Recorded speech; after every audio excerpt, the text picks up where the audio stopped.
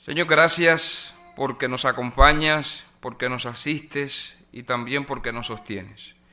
Y gracias también porque la iglesia se mueve en medio de situaciones y circunstancias difíciles, pero sabemos que tú estás al timón y tú no permitirás que tu iglesia fracase, sino que tú harás lo imposible para que tu iglesia continúe hacia adelante. Y si nos detenemos es para que alguien se sume al grupo de los redimidos. Bendice tu palabra en esta tarde, en el nombre de Jesús. Amén. Quiero que abran sus Biblias allí en el libro de San Lucas, capítulo 24. Estaba yo leyendo mi año bíblico y llegué a esta parte de la Biblia. Ya voy por San Lucas, ya voy un poquito más, voy por Juan. Y entonces cuando estaba leyendo allí el primer día de la semana, versículo 1 del capítulo 24, el primer día de la semana, muy de mañana, vinieron al sepulcro trayendo las especias aromáticas que habían preparado y algunas otras mujeres con ellas. Y estaba anoche hablando a los hermanos de Marshall y una dijo, pero el viernes Cristo murió, no pudieron haber hecho preparativos el jueves o no pudieron comprar el miércoles porque Cristo cuando muere es el viernes. Ellas entonces quizás pudieron comprar en sábado. Yo dije, no vamos a caer en un término, en un conflicto teológico. Simplemente vamos a pensar de que las mujeres ya tenían esas especias aromáticas y entonces cuando llegaron ellas a la tumba, versículo 2, hallaron removida la piedra. Estamos hablando acerca del momento cuando Cristo muere, cuando Cristo es sepultado. Las mujeres estaban esperanzadas de ver a Jesús allí en la tumba. Y dicen, cuando llegaron allí, vieron que la piedra del sepulcro estaba removida. Y entrando, no hallaron el cuerpo del Señor Jesús. ¿Por cuántos momentos de desilusión nosotros pasamos? ¿Por cuántos momentos tristes muchas veces nosotros pasamos sin pensar y sin esperar de que esta situación realmente nosotros la pudiésemos atravesar? Ellas ya estaban sufriendo por la pérdida de Jesús. Ahora estas mujeres iban al sepulcro para allí cuidar, limpiarlo un poco, poner tal vez las especies aromáticas, acondicionar el lugar. Pero ellas esperaban que Cristo estuviera en ese lugar. Se multiplica la situación de tristeza al llegar al lugar donde supuestamente estaba Jesús y no hallaron el cuerpo de Jesús. Dirán, bueno, ¿y ahora qué pasó? Alguien se robó el cuerpo. Eso fue lo que le pagaron a los soldados para que dijeran. Pero realmente aconteció que estando ellas perplejas por esto, yo me pongo a pensar y me pongo a imaginar, ellas habrán preguntado, ¿dónde habrán puesto el cuerpo de mi maestro? Mi maestro debería estar aquí, pero muchas veces Jesús habla claro, ¿no? Las promesas de Jesús son ciertas y verdaderas. Cuando Cristo estaba en el mundo hablando a sus discípulos, el mismo Jesús dijo, es necesario que el Hijo del Hombre sea entregado en manos de hombres pecadores, y que sea crucificado y resucite al tercer día. Pero hay veces que la palabra de Dios, que es la comida más saludable que nosotros podemos tener, muchas veces no es la comida más importante. En otras ocasiones, aunque sea la comida más importante, no prestamos atención a lo más importante. Y aunque Jesús ya había dicho que Él iba a caer en manos de pecadores, y que iba a ser crucificado y al tercer día iba a ser resucitado, estas mujeres fueron al lugar equivocado. Estas mujeres fueron al lugar equivocado, aunque su búsqueda fue intensamente, diría yo, con toda la dignidad que merece la palabra y con todo el respeto que merece la palabra. Su búsqueda fue completamente sincera. No podemos nosotros decir que las mujeres habían sentido un poco de hipocresía al ir a la tumba. Ellas fueron con sinceridad a encontrar el cuerpo de su maestro. Sin embargo, su sinceridad fue completamente errada. Su maestro no estaba allí. Dice el versículo 4, aconteció que estando ellas perplejas por esto, he aquí se pararon junto a ellas 2 varones con vestiduras resplandecientes. ¿Quiénes eran esos? Los santos ángeles de Dios. Y entonces, y como tuvieron temor y bajaron el rostro a tierra, les dijeron, ¿por qué buscáis entre los muertos a quién? Al que vive. ¿Por qué? Muchas veces la religión puede convertirse en una gran problemática cuando nosotros, como estas mujeres, buscamos a Jesús donde no está. En otra ocasión, nuestra experiencia cristiana puede sufrir una metamorfosis, un cambio completamente brusco y radical si no nos enfocamos donde verdaderamente es. En otras ocasiones, la religión o la vida cristiana puede ser algo un poco difícil si nosotros no sabemos los movimientos de Dios. Los ángeles les dijeron, ¿por qué buscáis entre los muertos a quién? Por lo tanto, si nosotros un día queremos ir a la tumba donde se encontraba el cuerpo de Jesús, la gran noticia que nosotros vamos a tener es que allí antes de descender, porque dicen que es como un... Yo nunca he ido, yo quisiera ir, pero dice un letrero fuera de la tumba de Jesús, Él no está aquí, ha resucitado. Su tumba está completamente vacía. Y gracias a que la tumba de Cristo está vacía, hoy nosotros tenemos la esperanza de poderlo ver. Y esperanza también de resurrección y esperanza de vida eterna. La búsqueda de estas mujeres fue ¿cómo? Fue sincera. Pero sinceramente estaban equivocadas. Así dice un pastor.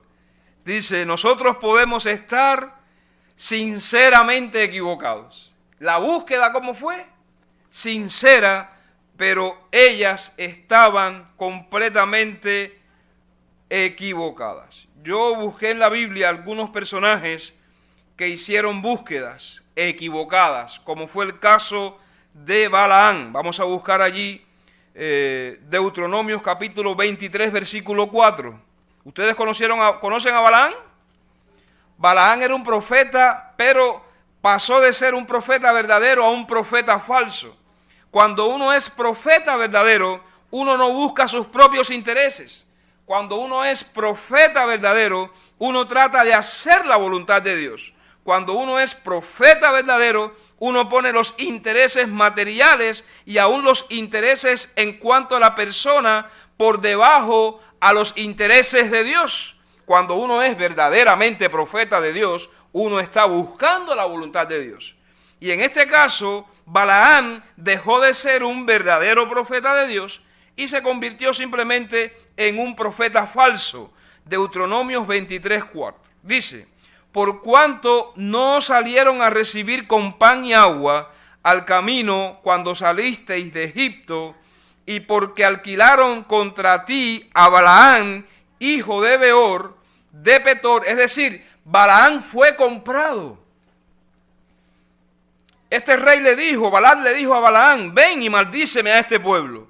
Y alquilaron, es decir, la búsqueda de Balaán no estaba en lo que se respecta al pueblo, al reino de Dios. La búsqueda de Balaán estaba tratando la manera de usar sus privilegios que todavía le quedaban como profeta para ahora convertirse en un enemigo de Dios y maldecir al pueblo de Dios. Pero dice la palabra, porque alquilaron contra ti a Balaán, hijo de Beor, de Petor, en Mesopotamia para maldecirte, mas no quiso Jehová tu Dios oír a Balaán, y Jehová tu Dios te convirtió la maldición en bendición, porque Jehová, tu Dios, te amaba. Gloria a Dios. Es decir, Balaam estaba completamente equivocado. El joven rico, vamos a Mateo capítulo 19, versículo 23. El joven rico fue realmente con sinceridad donde estaba Jesús. El joven rico pudo haberse convertido en el discípulo número 12, pero Cristo miró la realidad de su vida, Cristo leyó la intención de su corazón, y como sabía Jesús que él estaba realmente enredado con los afanes y con las cosas de este mundo, Cristo le dijo al joven rico lo siguiente. Entonces Jesús dijo a sus discípulos: de cierto os digo que difícilmente entrará un rico en el reino de los cielos. Porque Cristo le dijo al joven rico: si quieres ser perfecto, anda, vende lo que tienes y dalo a los pobres y tendrás tesoro en el cielo, y después ven y sígueme. A lo que el joven rico con sinceridad miró su realidad y dijo: así, ¿no? Así como hacemos cuando alguien nos propone algo y nosotros no estamos de acuerdo, aunque sea una gran oferta. ¿Cómo hacemos? ¿Qué clase de chanza perdí? Me imagino que también él hizo lo mismo. Hizo cálculos en cuanto a lo que él tenía y en cuanto a lo que Dios le estaba proponiendo, y dijo: deshacerme de todo lo que tengo y dárselo a los pobres con tanto trabajo que me ha costado mantenerla, porque tal vez la pude heredar. Pero ya ve que cuando tenemos los bolsillos llenos no queremos que se vacíen. Es increíble. Me decía un amigo que le dijeron, imagínense, colportor, y él lo había dejado todo en México para venirse para acá a hacer obra de colportaje para tener bastante plata. Y entonces dice que el tío le dijo: bueno, ¿y luego qué? ¿Ya te hiciste millonario? Es decir, el afán, y eso no es malo. No es malo que uno tenga propósitos elevados, no es malo que uno quiera tener una buena casa, un buen carro, vivir cómoda. Eso no es malo, eso es de Dios, porque Dios no quiere que nosotros seamos miserables. ¿O a poco sí? Dios dice: yo he venido para que tengan vida, y para que la tengan ¿de qué manera? En abundancia. Pero el joven rico tenía los bolsillos llenos y él sabía, él decía: híjole, venderlo todo, me voy a hacer el peor de los pobres. No, si ya tengo esta fama ya de nombre de que soy el hombre más millonario de la comarca. Entonces, no. Y dice que se fue bien triste a la propuesta de Cristo. Tristemente, el joven rico terminó mal. Nosotros sabemos que él, cuando Tito hizo entrada allí, conquistó Jerusalén, dice la pluma inspirada que lo perdió todo. Fue Tito general, ¿no? Uno de los generales. Bueno, ahí se las debo. El pueblo de Israel también hizo una búsqueda, pero fue también completamente errada. Recuerden que ellos estaban en el desierto. Moisés hacía 40 días que estaba delante de Dios. 40 días. Estaba Aarón con el pueblo. Ellos no veían a la figura humana como líder. Y ustedes saben, cuando no ven al líder, todos comienzan a cotorrear y decir cosas. No, que no viene, que no está, ¿dónde está? Está de vacaciones, siempre no quiere trabajar. Y entonces Moisés estaba conversando con Dios. Y yo analizaba esta historia y digo, ¿qué cosa le habrá dicho Moisés a Dios, o qué Dios le estaba diciendo a Moisés durante 40 días? Porque hay veces que nosotros estamos arrodillados y ya cuando llegan 2 minutos ya queremos levantarnos. Cuando hace frío menos nos queremos arrodillar. Y si lo que tenemos en casa es losa o cerámica, el piso es frío. Si tenemos alfombra, está un poquito más caliente todavía, alfombra, bueno, ok, alfombra, sí, vamos a arrodillarnos. Pero ni antes de acostarnos ya queremos arrodillarnos. Muchas veces estamos dormidos. ¡Ay, se nos olvidó! Bueno, tápame ahí. ¡Qué cosa más grande! Tápame ahí un poquito y vamos a orar. Señor, danos una buena noche. Pero Moisés estuvo ¿cuánto tiempo conversando con Dios? 40 días. Y si nosotros no podemos 1 minuto, imagínense 40 días. Me imagino qué sería la conversación que tuvo Moisés. Pero el pueblo le dijo a Aarón: haznos dioses, porque a este Moisés ya no sabemos dónde está. y allí nosotros sabemos la historia. Ellos hicieron un becerro de oro, le hizo Aarón un becerro de oro y dijo, estos son tus dioses. Y nosotros sabemos, es decir, el pueblo de Israel buscó un sustituto, era una búsqueda, entre comillas, realmente, diría yo, sincera, bueno, quién sabe, pero realmente fue un fracaso. Pero hay varios ejemplos en la Biblia de hombres que pasaron por situaciones de búsquedas, pero también tuvieron una solución adecuada. Y el primer caso que nosotros vamos a ver positivo, lo vemos en el segundo libro de Reyes, capítulo 6, versículos 8 al 17. 6, 8 al 17. Dice, tenía el rey de Siria guerra contra Israel y consultando con sus siervos, dijo, en tal y tal lugar estará mi campamento. Y el varón de Dios envió a decir al rey de Israel, mira que no pases por tal lugar, porque los sirios van allí. Entonces el rey de Israel envió a aquel lugar que el varón de Dios había dicho, y así lo hizo una y otra vez con el fin de cuidarse. Y el corazón del rey de Siria se turbó por esto, y llamando a sus siervos, les dijo, no me declaréis vosotros quién de los nuestros es el rey de Israel.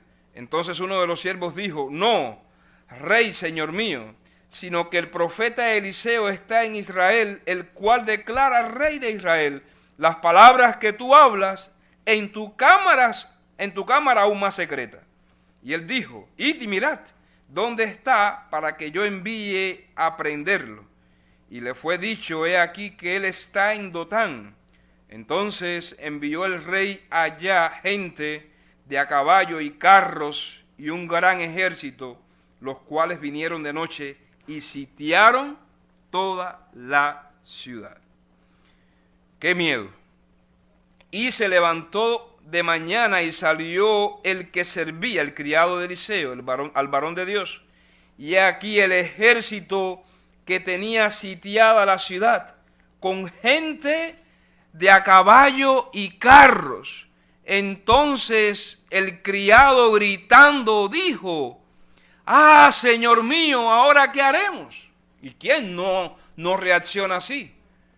Ustedes yo creo que nunca han pasado por un momento de persecución de un ejército. Bueno, papo, se siente feo, ¿eh? Se siente feo. Y más cuando todos los fusiles están apuntando hacia uno. Lógico, estamos hablando del tiempo de Eliseo y su criado. Eran carros de guerras que más bien se hacían, pero de todos modos era peligroso porque realmente estaban buscando la vida de estos dos seres. Y aquel hombre cuando vio, ahorita estamos nosotros pensando en cohetes, misiles. Bueno, Papo sí puede darnos una explicación en cuanto a eso, pero la tecnología está muy avanzada ahorita en relación a lo que es guerra, y especialmente este país que es uno de los más poderosos, yo digo más poderosos en cuanto a armamentos nucleares y diríamos armamentos de guerra. Estados Unidos es una potencia mundial en este asunto. Comparar el ejército de aquel entonces al de ahora, imagínense entonces, peor, aunque vamos a pasar por eso, ¿ok? Lo que nos espera no es fácil, pero Jehová va a pelear por nosotros. Jehová peleará por nosotros. El criado se puso la mano en la cabeza y dijo, ay Señor, ¿ahora qué haremos? Y entonces el profeta le dijo, no tengas miedo, porque más son los que están con nosotros que los que están con ellos.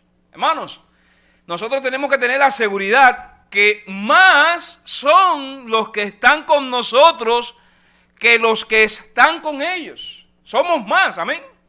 Nosotros somos mayoría, porque aquí está Dios Padre, Dios Hijo, Dios Espíritu Santo, y millones y millones y millones de ángeles están custodiando a la iglesia verdadera de Dios.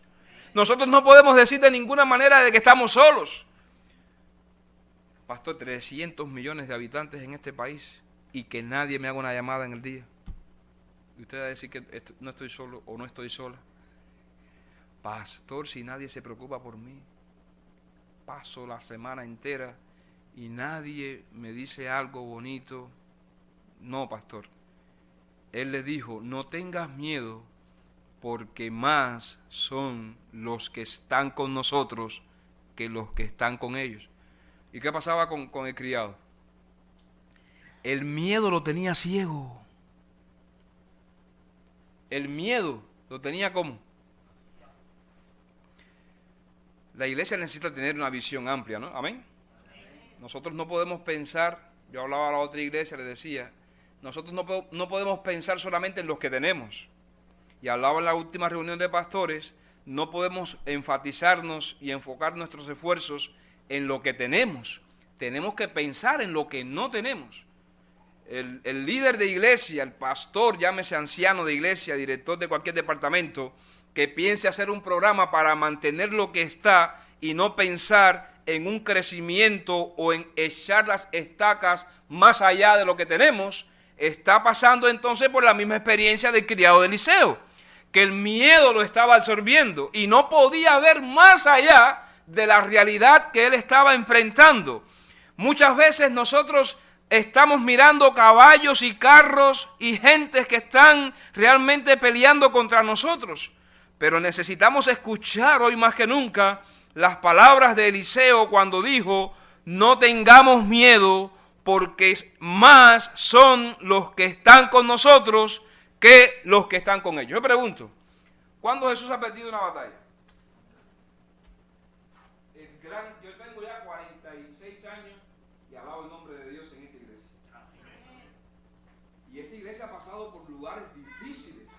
La iglesia adventista del séptimo día ha pasado por momentos históricos difíciles. Yo recuerdo en mi país, que es un país comunista, bueno, entre comillas, ya son más capitalistas que otros. Pero llegó un momento en que se le impuso a la iglesia adventista de mi país una multa y le dieron un plazo de tiempo corto con toda la intención de que las iglesias no consiguieran ese dinero para que se cerrase todas las iglesias en Cuba y ya tuviese el gobierno un pretexto para cerrarlas. Y le dieron un plazo. Yo estaba pequeño, tenía unos 6, 7 años, pero yo veía a mi mamá agitada. ¿Y qué te pasa? Haciendo y vendiendo duros fríos y vendiendo cosas y haciendo dinero. ¿Y qué pasa? Ella no me supo explicar. Ya después que yo crecí, me enteré de que era una multa en un periodo limitado de tiempo que las iglesias en Cuba necesitaban tener, porque si no pagaban en ese tiempo, todas las iglesias adventistas, todas, y pusieron una suma bien alta, no había acceso como ahora al extranjero, la multa era exageradamente alta, poco tiempo, y lo hicieron con la intención de cerrar las iglesias. Pero Cristo no ha perdido una batalla. Los hermanos no sé de dónde sacaron, Dios hace milagros. Miren, sobró dinero, gloria a Dios por eso. Y las iglesias en Cuba todavía están vivitas y cada vez más se multiplican. ¿Por qué?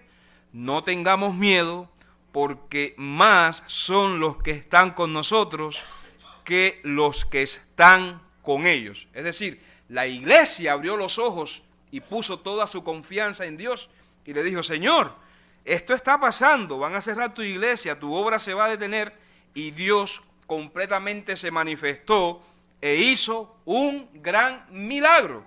Ahora yo pregunto, ¿nosotros no pensamos que tal vez en un año podemos multiplicarnos? Lo que tenemos que trabajar, los terceros sábados de cada mes yo puedo venir a las 9 de la mañana y comenzar a predicar, los martes yo puedo venir al mediodía y comenzar a predicar, y vamos a ver si en menos de un año nosotros nos multiplicamos o no, porque el plan de Dios es que su iglesia no tenga los ojos cerrados, el plan de Dios es que la iglesia viva sin miedo, porque más son los que están con nosotros que los que están con ellos. Y dice el versículo 17, y oró Eliseo y dijo, te ruego, oh Jehová, que abras sus ojos para que vea. Entonces Jehová abrió los ojos del criado y miró, y he aquí que el monte estaba lleno de gente de a caballo y de carros de fuego. Es decir, el ejército del cielo había descendido donde estaba Eliseo y su criado, y ahora eran más los que estaban con Eliseo que aquel ejército sirio. Y fíjense lo que pasó. Y luego que los sirios descendieron a él, oró Eliseo a Jehová y dijo, te ruego que hieras con ceguera a esta gente. ¿Qué sucedió? El que veía, el que no veía, vio. Y ahora los que veían, ahora no veían. Dios es el mejor negociante del mundo. Dios es el gran campeón. El que no veía, vio un ejército de fuego alrededor de ellos, el ejército de Jehová, que también puede estar con nosotros. Y los que veían ahora fueron cegados. Luego es que Dios cambia las cosas para nuestro favor. Amén. Amén. No hay otra conclusión. Y entonces concluye la historia. Y luego que los sirios descendieron a Jehová y dijo, oró Eliseo a Jehová y dijo, te ruego que hieras con ceguera a esta gente, y los hirió con ceguera conforme a la petición de Eliseo. Después les dijo Eliseo, no es este el camino, ni esta la ciudad, seguidme, y yo os guiaré al hombre que buscáis, y lo siguió a Samaria. El otro caso es Pablo. Vamos a leerlo allí en Hechos capítulo 18. ¿Qué pasó con Pablo? Hechos 18, capítulo 1 al 10. Después de estas cosas, Pablo salió de Atenas y fue a Corinto, y halló a un judío llamado Aquila, natural de Ponto, recién venido de Italia, con Priscila su mujer, por cuanto Claudio había mandado que todos los judíos saliesen de Roma. Fue a ellos, y como era del mismo oficio, se quedó con ellos y trabajaban juntos, pues el oficio de ellos era hacer tiendas. Y discutían en la sinagoga todos los días de reposo, y persuadía a judíos y a griegos. Y cuando Silas y Timoteo vinieron a Macedonia, fíjense lo que estaba pasando con Pablo. Pablo, versículo 5, estaba entregado por entero ¿a qué? ¿Qué es estar entregado por entero a la predicación? ¡Wow! Yo cuando estaba leyendo eso decía, Dios mío, dame de tu Espíritu Santo. Nosotros teníamos un ritmo de trabajo antes de venir a este distrito, que eso era impresionante. Nosotros casi todas las semanas, los 10 minutos misioneros, era un bautizo. Alguien se bautizaba. Yo recuerdo una vez una muchacha que tenía un cáncer en el cerebro y se le redujo ese cáncer a una moneda a un centavo. El médico tiró la placa. Yo di al esposo de ella el primer estudio que di en inglés. Él era un americano de hueso colorado bautista. Yo decía, bueno, Señor, ¿cómo este hombre me va a entender a mí? No me pregunten. El Espíritu Santo me dio don de lengua por una semana. Aprendí inglés por una semana. Ya después se me olvidó. Y esa mujer fue bautizada en el nombre del Padre, del Hijo y del Espíritu Santo. Ese hombre fue bautizado en el nombre del Padre y del Espíritu Santo también. Y dejó de ser bautista y se hizo adventista del séptimo día. Le explicamos toda la doctrina del sábado, todo lo entendió, la venida de Cristo, el perdón de todos sus pecados. Y dijo, no, yo me quiero bautizar, solamente denme una carta para presentarle en mi trabajo, para decir de que yo soy adventista del séptimo día. Los 10 minutos misioneros eran 10 minutos, pero eran 10 minutos de alguien que se estaba bautizando.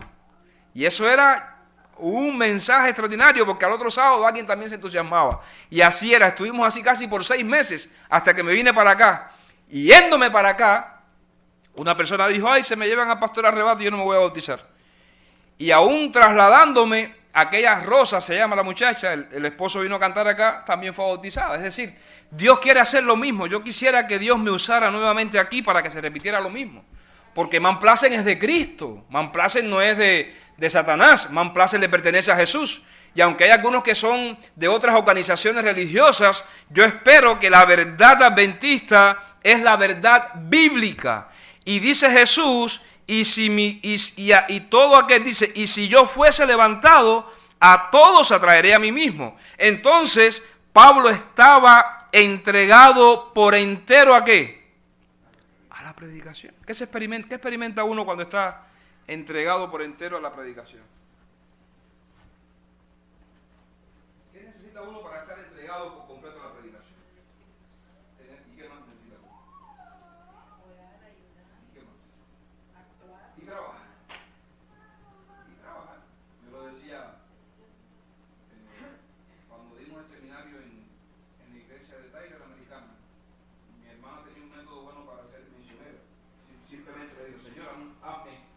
misioneras.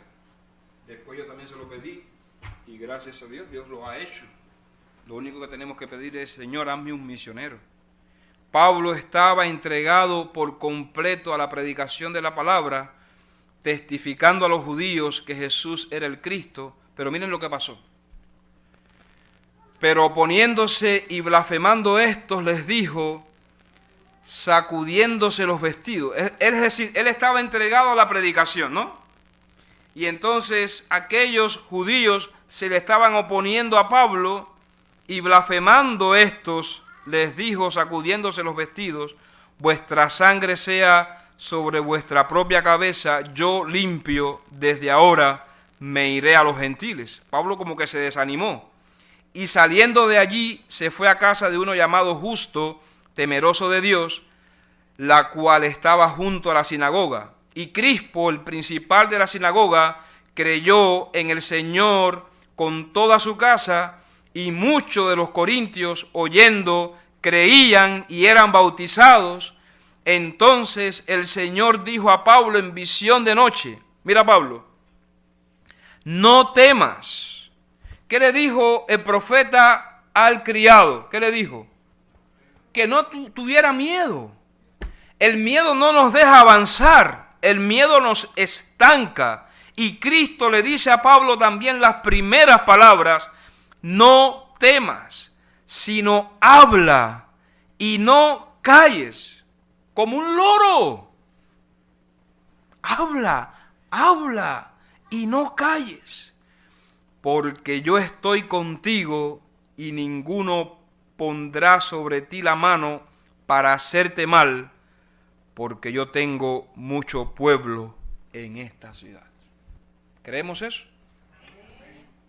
Hermanos, nosotros no podemos de ninguna manera hacer búsqueda como Balaán, ni mucho menos búsqueda de reconocimiento como el joven rico.